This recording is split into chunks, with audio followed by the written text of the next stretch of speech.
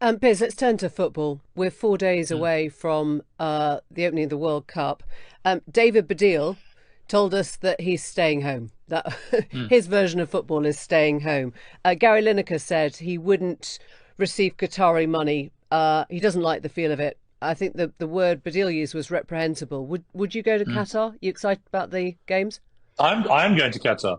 I'm doing some punditry for Fox for the America England group stage because my show airs in America and England, so why wouldn't I?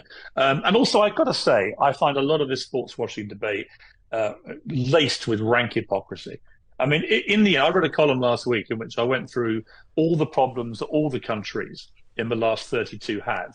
And I mean, for example, eight of the countries in the last 32, that's a quarter of the countries in the World Cup finals, outlaw homosexuality. You know, one in four countries. So if you're going to use that as the stick to beat Qatar with, you have to then beat the other seven countries. You don't have a World Cup.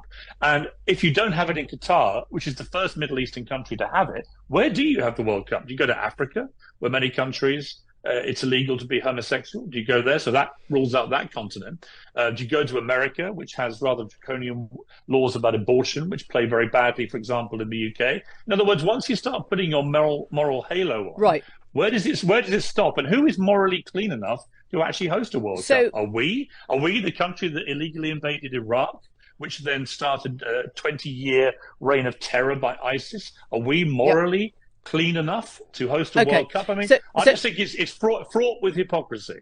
a lot of whataboutery there. Is that basically a It's not big? what about three, it's facts. Well, it's a two fingers up to members of the LGBT community and presumably to the thousands of migrant labourers that have died in the making of Qatar in the last 10 years or so. I mean, Mm. is that a kind of like Piers Morgan doesn't really care about Would gay you, do you rights? ever go to the Would you ever go to the Middle East?